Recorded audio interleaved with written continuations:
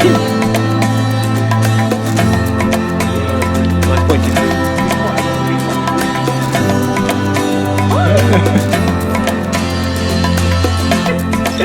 What is it, Winnie? She knows we're going up, look. Winnie, that glove doesn't belong to you.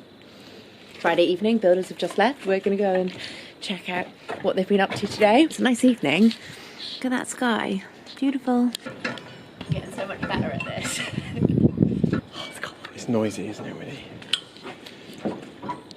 Hey everyone, welcome back to my home reno series. This week's episode is going to be a little bit of general updates and progress as usual, and also I'm going to chat through how we stay organised during our build, or actually how we haven't been staying organised and it's had to change very quickly because things are mounting, trying to balance the project managing of the build alongside our jobs and also getting in a bit of crucial downtime, which is practically non-existent right now. We're not at burnout stage yet, but it does feel like it's getting to that point where things feel unmanageable and they're getting stressful and we just need to keep on top of things. This is pretty common when you do a refurb. It is gonna consume so much of your time, even if you're not building it yourself. You're still doing so much organising. I mean, this is the first time we've done it and I can honestly say 9 weeks in, it is a struggle. Wow, big progress for a big window.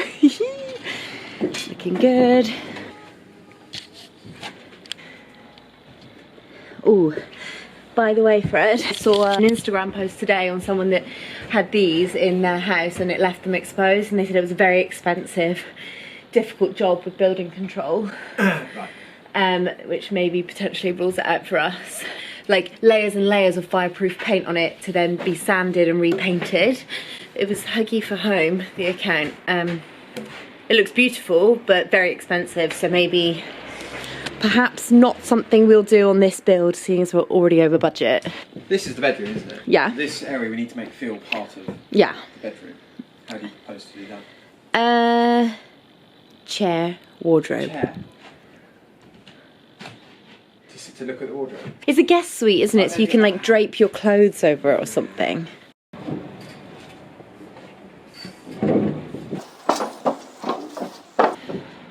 It's a proper roof now. That's what they did today, actually. I could see them. Yeah. Nice. Oh my god, because ours was hanging, wasn't it? It's gonna this nice black sharpness. Yes. This is the original tiles on our bay window there.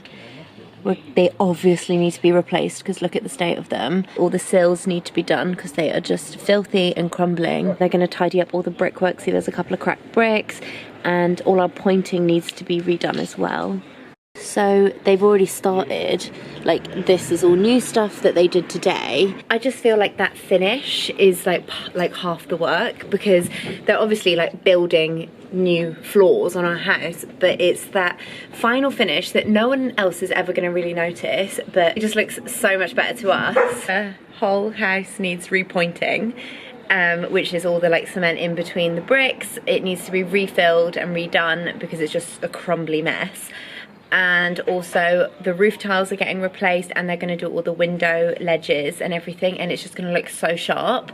It's looked so bad for so long. Like the front of our house is like an embarrassment. It's just, and the front garden, everything, we've never done anything to it because we always knew we were going to do this, but obviously it's taken 2 years, so it's so nice to see it like coming together and that like nice sharp look. I know I've been gone 5 minutes.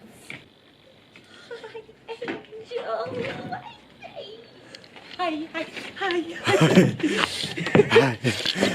She's a happy, but down. So they've built a wall today. That's going up slowly. Steel is in. It's just like day by day, little by little, it's taking more shape, and we're able to see a little bit more what it's going to look like. And it's so exciting.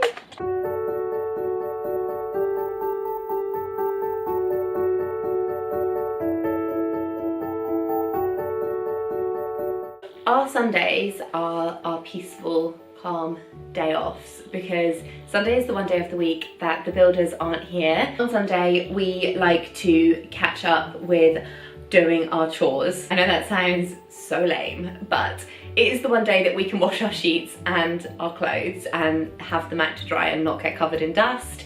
It's the one day we can actually clean all the dust in the house, and it stays sparkling for 24 hours until it all starts again on the Monday. Winnie, it's all right, Poppet. Hates the Hoover. We like to chill, have a lazy morning, walk our dog, and also we have started doing our food shop midweek at 7 AM when the supermarket opens, and it is game changing for getting a little bit of downtime on a Sunday and not feeling like our whole day revolves around chores.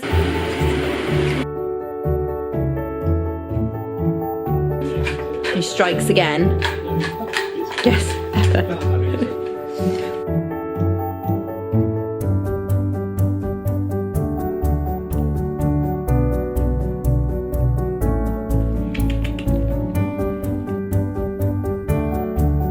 And just kind of like taking back that day as a real day off feels really good, and I think it's absolutely essential. Because I'm freelance and my life is my job, it's really difficult to switch off, and I've now stopped working on a Sunday, whereas before I'd happily work 7 days a week editing here and there. I have just started working with Skillshare, who are sponsoring a couple of my home reno videos, which is so cool. So Skillshare is an online learning community where you can pretty much learn any skill in their thousands of videos and classes available on their platform. It's so cool. I've actually been browsing the classes and they have so many on offer, from photography to video editing to productivity classes. It's a platform for anyone wanting to either learn a new skill from scratch, or someone that is a pro and just kind of wants to elevate their skill set in their niche. Also, most of the classes are under 60 minutes, so it's great for learning in small manageable chunks. So I've decided I'm going to take Thomas Frank's productivity masterclass. I feel like I could learn a thing or two about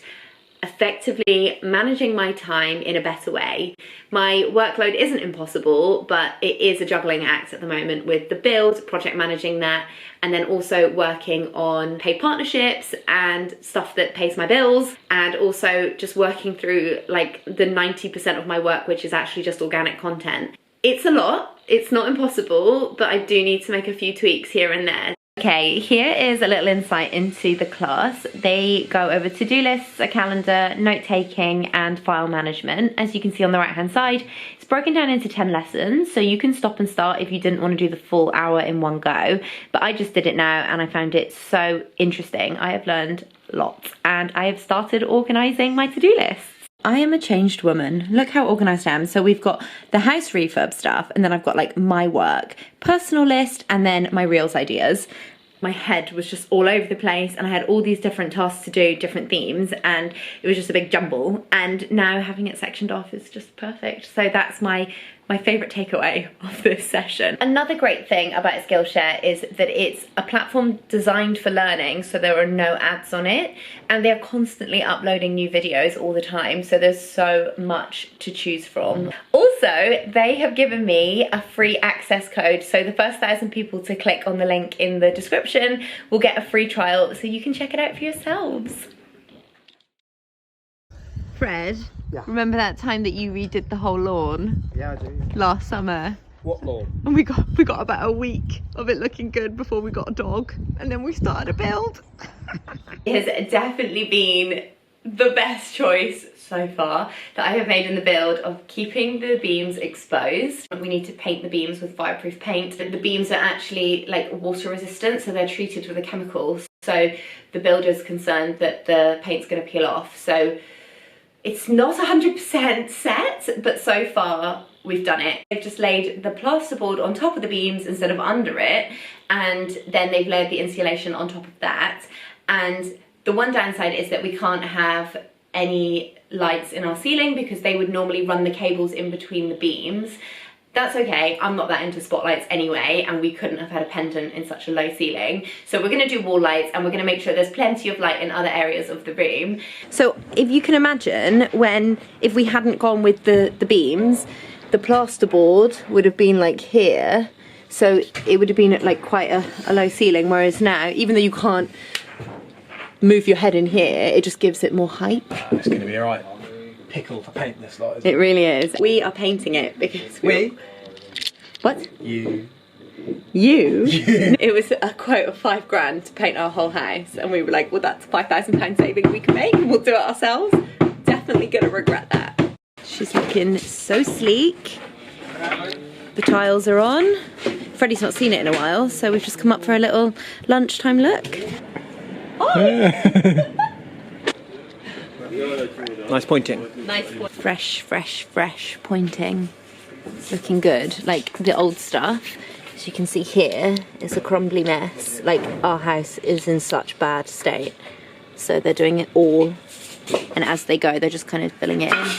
It's looking so good.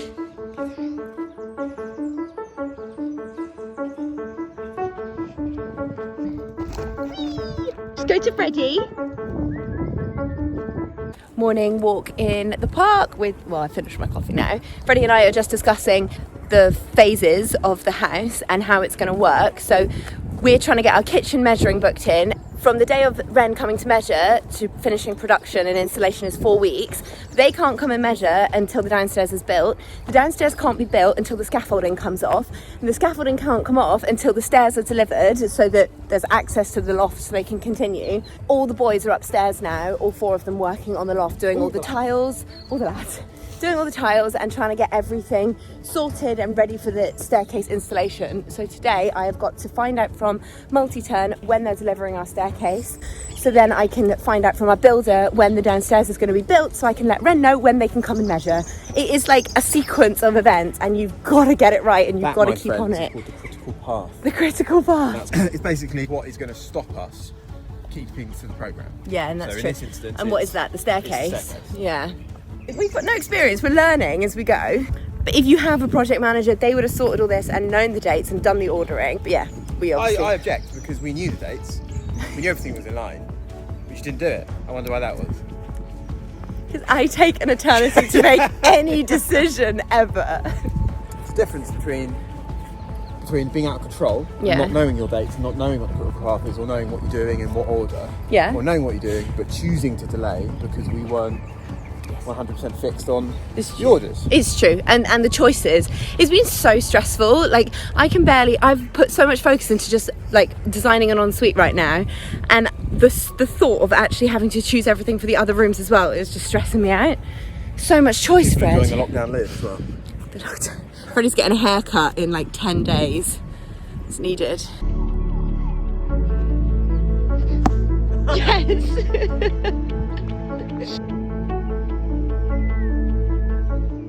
Okay, we have news on the staircase. It's getting delivered in 2 weeks and it's going to go here in a U-shaped bend round down to the first floor and it's going to be great. Winnie, what have you got? I'm trying to make some serious decisions here about tiles and Winnie has just come in with a bit of rubble. What have you got in your mouth? She's just brought in some concrete from the garden. Any decisions? I've now switched to this as the floor tile from this because I think they look quite similar and this was going to be £590 and this is £250 to do the floor tiles. We're going to use Mandarin Stone, these tiles with that as like a stacked vertical in the shower area for the decision. And then this is the tap, the Methven black. We've got all black for... Shows our boast. Yeah, she's really heavy. Something I learned in the last refurb was you've got to get quality tapware because it just breaks. We had like a tap for like 9 months in our bathroom and it already broke in our old place. So yeah, quality taps. Winnie's eating your samples. Winnie, can you not please? So living on site during the build has its pros and cons. It's been so handy being able to let the builders know immediately like where we want the placement of something or like answer their queries so that they can get back to work immediately. So they've not been halted at any point during this build, they just crack on with it. However, the disadvantages of living on site whilst the builders are doing the work is that when they do have a query or they do need something fixed or they do need me to call Thames Water immediately, we stop everything and do it to keep that machine rolling, which is obviously great for them and for our build and to keep on track with our timings. However, it like totally disrupts our working days and I'm freelance, so I can be quite flexible with my work, but I still have deadlines, and it's hard to jump. So that has been a real struggle. Like, this build price was a lot more than we could afford, so we had to make huge cuts. A project management fee was the first thing to go. The £5,000 that I mentioned before about painting the house, gone. We've saved tens of thousands of pounds by like removing these services. However, it does mean then that the workload falls on us. So obviously by taking on that workload, we've had to like adjust, and yes, it will have been worth it with the money we've saved, but it has been a real learning curve. First and foremost is good communication with your builders. They are so good at letting us know when things need to be on site, and we are so good at letting them know exactly what we want and like what we are expecting out of the project and like what the finished look is going to be like. So we've got a really good relationship with them. And then definitely the next thing would be organised. Like, you have to stay on top of stuff. We have a spreadsheet that tells us every client supply thing that we are in charge of sorting or ordering or buying, and we have the dates of when they need to be on site. So then we have worked out when we have to order them by based on delivery lead times. And having that spreadsheet has been a game changer. If everything's just in your head, you're gonna make mistakes. It needs to be written out. You need to see, like, step back and see the bigger picture of the whole build. And the final thing I would say with project managing a build is that, yeah, you're gonna be busy and it's gonna be stressful, and you just have to accept that. But you have to make sure that you get proper downtime away from the build. So we're living on site, but they're not going to be doing anything in this room until the final stages of laying the floor. So this is like our little haven, and it's our little escape from all the dust and all the dirt and all the mess. And it feels so good. We have dedicated Sunday to our no build day. I hope that was helpful, and thank you so much for stopping by and watching another one of my home reno videos. And I will see you next week for the last video in season 1. Season 2 is going to be more of a last stretch of the build and getting things done. This has obviously been the very beginning of our build, and I hope it's been helpful and enjoyable to watch. I'll be back next week with the last episode of season 1. Ah!